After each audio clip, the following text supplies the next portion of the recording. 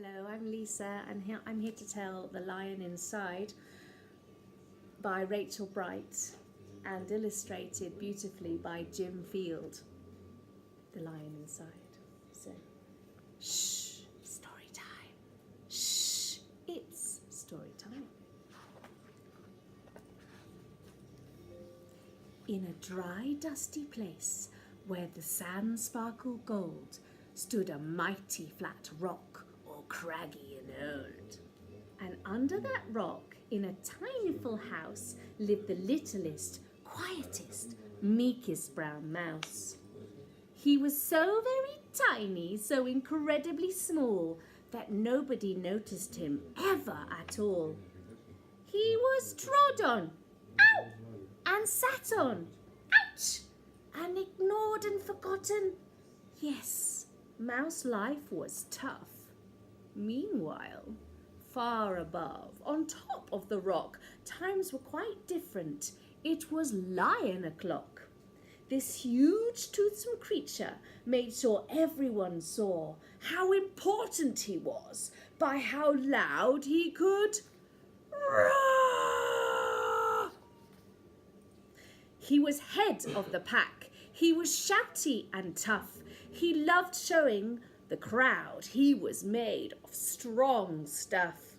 Yes, all were impressed by this mighty King Cat. If only, thought Mouse, I could be more like that. Then, late one dark night, in his Minnie Mouse bed, the cleverest thought popped into his head. He jumped from the covers. He held up a paw.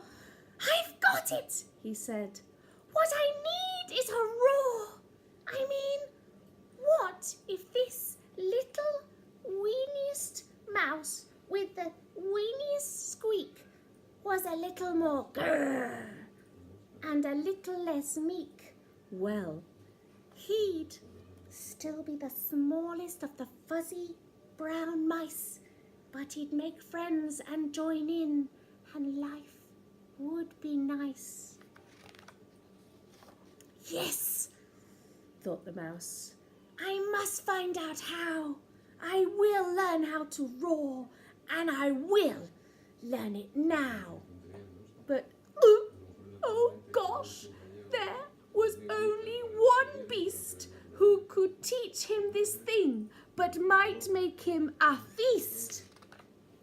It was time to be strong, take a chance after all.